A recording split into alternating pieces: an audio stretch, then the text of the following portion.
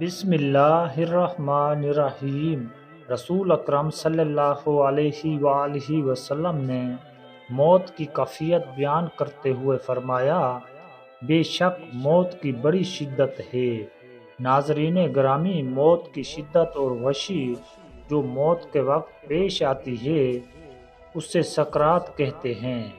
بعض اوقات سکرات کی نشانیاں مرنے والے پر ظاہر ہوتی ہیں، جیسے دیکھ کر قریب والے لوگ عبرت حاصل کرتے ہیں، جبکہ زیادہ تر یہ تکلیف صرف مرنے والا ہی جانتا ہے کہ وہ کس اذیت میں مبتلا ہے۔ موت سے پہلے سکرات کی حالت سب پر طاری ہوتی ہے، لیکن 5 ایسے خوش نصیب ہیں جنہیں موت کے وقت اس تکلیف سے نہیں گزرنا پڑے گا۔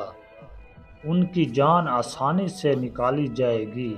جب انسان کی سانس ختم ہو رہی ہوتی ہے تو اس وقت انسان کی آدھی روح انسان کے جسم میں ہوتی ہے اور آدھی باہر۔ اس لیے انسان کو بہت زیادہ تکلیف برداشت کرنی پڑتی ہے۔ انسان کو بار بار پیاس محسوس ہوتی ہے۔ اس وقت انسان کو جتنا بھی پانی پلا دیا جائے تو انسان کی پیاس ختم نہیں ہوتی۔ جب فرشتہ جان نکال رہا ہوتا ہے تو مرنے والے کو بہت زیادہ تکلیف ہوتی ہے۔ اس تکلیف کا بیان کرنا ناممکن ہے، کیونکہ یہ تکلیف کے متعلق مرنے والا جانتا ہے یا اس کے رب کو علم ہوتا ہے۔ بے شک یہ تکلیف مرنے والے کی برداشت سے باہر ہو جاتی ہے۔ حضرت علی رضی اللہ تعالی عنہ بیان کرتے ہیں کہ 5 انسان ایسے ہیں جن کی جان نکلتے وقت ان کو محسوس تک نہ ہوگا اور فرشتہ ان کی روح قبض کر لے گا۔ حضرت علی رضی اللہ تعالی عنہ سے پوچھا گیا، اے رسول اکرم صلی اللہ علیہ وآلہ وسلم کے پیارے داماد، وہ 5 لوگ کون سے ہیں جن کو جان نکلتے وقت تکلیف محسوس تک نہ ہوگی؟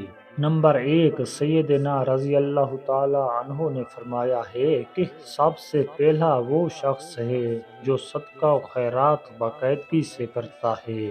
صدقہ کرنے والے کی روح ایسے قبض ہو جائے گی کہ اس کو علم تک نہ ہوگا، یعنی ایسا انسان جو اپنے مال و دولت کو صدقہ اللہ تعالیٰ اور نبی اکرم صلی اللہ علیہ وآلہ وسلم کی رضا حاصل کرنے کے لیے کرتا ہے، اس سے مراد یہ ہے کہ صدقہ اس طرح کرے کہ کسی کو علم تک نہ ہو کہ اس نے اللہ کی راہ میں کسی دوسرے بھائی کی مدد کی ہے۔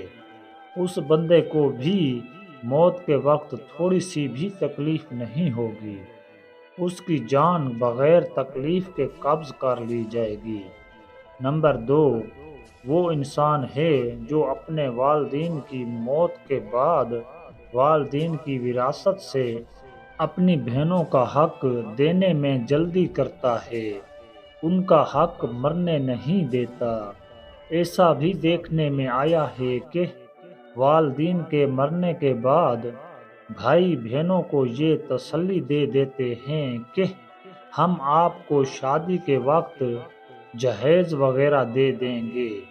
یہ بات سراسر غلط ہے، کیونکہ اسلام میں جہیز دینا فرض نہیں ہے۔ جہیز دینا تو یہودیوں کی پیدا کی گئی رسم ہے۔ اس سے ظاہر ہوا ہے کہ بہنوں کو جہیز دینا فرض نہیں ہے۔ بہنوں کو اپنے والدین کی وراثت سے اس کا وراثتی حق دینا فرض ہے۔ کچھ لوگ اپنی بہنوں کو وراثت میں حصہ دیتے نہیں ہیں، وہ خود ہی سارے حصے کے مالک بن جاتے ہیں۔ اگر بھائی ایسا کرتے ہیں تو ان کو آخرت میں اس کا حساب دینا ہوگا، جو کہ دنیا میں حصہ دینے سے تو بھائی بچ جائیں گے اور آخرت میں ان کی بخشش نہیں ہوگی۔ حدیثوں میں بہنوں کے حق کے بارے میں بڑی تفصیل کے ساتھ بیان کیا گیا ہے۔ حضرت سعید بن زید رضی اللہ تعالی عنہ سے مروی ہے کہ نبی اکرم صلی اللہ علیہ وآلہ وسلم نے فرمایا ہے کہ کوئی انسان تھوڑی سی زمین بھی کسی انسان سے ظلم و ستم سے چھینے گا تو قیامت کے دن ساتوں آسمان سے اتنی ہی زمین اس انسان کے گلے میں توک بنا کر ڈالی جائے گی۔ ایک اور حدیث حضرت انس رضی اللہ تعالی عنہ سے مروی ہے کہ نبی اکرم صلی اللہ علیہ وآلہ وسلم نے فرمایا ہے کہ جو انسان اپنے بہن بھائی کی وراثتی حصے میں ہیرا پھیری کرے گا تو اللہ تعالی قیامت کے دن اس کی جنت سے میراث ختم کر دے گا۔ یہی وجہ ہے کہ جہیز کی لعنت ایسی لعنت ہے جس طرح یہودیوں کی عورتوں کو بغیر جہیز کے کوئی قبول نہیں کرتا تھا، آج اسلام میں بھی وہی رسموں نے جنم لے لیا ہے۔ یہی وجہ ہے کہ ہمارے معاشرے میں غریب کی لڑکی گھر بیٹھے بیٹھے ہی عمر رسیدہ ہو جاتی ہے، جس کا کوئی رشتہ نہیں آتا، کیونکہ ہم یہ بات سوچتے ہیں کہ یہ غریب نے اپنی بیٹی کو کیا دینا ہے۔ اس لیے کہا گیا ہے کہ بہنوں کو جہیز دینا فرض نہیں ہے، بہنوں کو اس کے والدین کی وراثت سے حصہ دینا لازمی قرار دیا گیا ہے۔ اس لیے فرمایا گیا ہے کہ جو بندہ اپنی بہنوں کو وراثت میں حصہ دینے پر جلدی کرتا ہے تو اللہ تعالیٰ اس بندے کی روح ایسے قبض کر لیتا ہے کہ اس کو محسوس تک ہونے نہیں دیتا۔ ایک اور روایت میں ہے کہ ایک عورت کے بھائی کا انتقال ہو گیا، اس نے کہا کہ مجھے بھی میرے بھائی کی قبر پر لے کر جایا جائے۔ اس کے بار بار ضد کرنے پر اس کو بھی قبر پر لایا گیا۔ اس عورت کی آنکھوں کے سامنے اس کے بھائی کو قبر میں اتار کر دفن کر دیا گیا۔ دفن کرنے کے بعد دعا کرنی تھی۔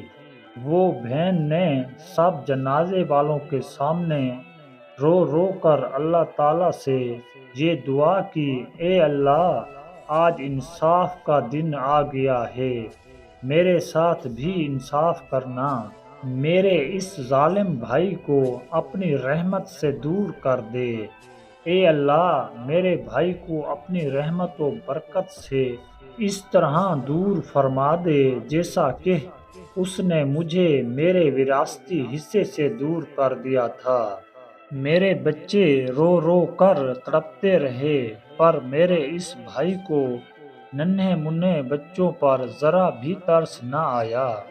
میرے اس بھائی نے مجھ کو اپنے بچوں کو حرام کا گوشت کھلانے پر مجبور کر دیا تھا۔ اے مسلمانوں، اپنی بہنوں کو اس کے وراثت میں حصہ دے کر ان سے دعا کی امید رکھا کرو تاکہ اللہ تعالی ہماری سب کی مغفرت اور ان بہنوں کے صدقے فرما دے، آمین۔ بہنوں کا حق کھانے کو خنزیر کے گوشت کھانے کے برابر کہا گیا ہے۔ نمبر 3، حضرت سیدنا علی رضی اللہ تعالی عنہ نے فرمایا کہ جو انسان اپنے بہن بھائیوں اور والدین اور بیوی بچوں کے ساتھ نرمی سے پیش آتا ہے، ان کے ہر دکھ و درد میں شامل ہوتا ہے، اپنی فیملی کو حق و حلال کی روزی کما کر کھلاتا ہے، اس کی بھی روح قبض کرتے وقت اس کو ذرا برابر بھی تکلیف کا سامنا نہیں کرنا پڑے گا۔ بزرگوں کا کہنا ہے کہ جب گھر میں رزق کی تنگی آنے لگے تو اپنے بیوی بچوں کو کھانے پینے کی چیزیں وافر مقدار میں لا کر دو۔ اپنی بیوی بچوں کو کھانا پلانا پہنانا بھی صدقہ ہے۔ جو انسان اپنی فیملی کے ساتھ خوش اخلاقی سے رہتا ہوگا، اس کی روح قبض کرتے ہوئے اس مرنے والے کو آسانی ہو جائے گی، اس کو تکلیف نہیں ہوگی۔ نمبر 4، حضرت سیدنا علی رضی اللہ تعالی عنہ چوتھا وہ انسان بتایا ہے جس کی روح بغیر تکلیف کے قبض کر لی جائے گی۔ وہ ایسا نمازی ہے جو نماز ادا کرتے وقت یہ بات سوچ رہا ہو کہ جو نماز میں ادا کر رہا ہوں وہ میرے نبی اکرم صلی اللہ علیہ وآلہ وسلم کی آنکھوں کی ٹھنڈک ہے۔ نماز دین کا ستون ہے۔ نماز انسان کی بخشش کا ذریعہ ہے۔ نماز مومن کی معراج ہے۔ نماز ہی ہے جو مسلمان اور کافروں میں فرق محسوس کرواتی ہے۔ ایسے نمازی کی جان بھی بڑی آسانی سے نکلتی ہے۔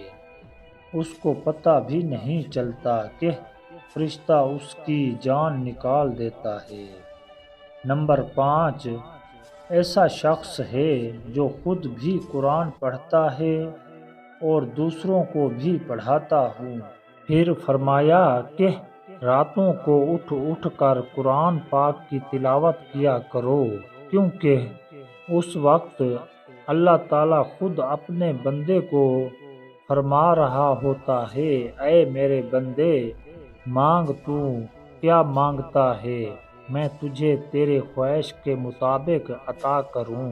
قرآن پاک کی رو رو کر تلاوت کیا کرو، کیونکہ اللہ تعالیٰ ایسے تلاوت کرنے والے کی فوراً دعا قبول فرماتا ہے۔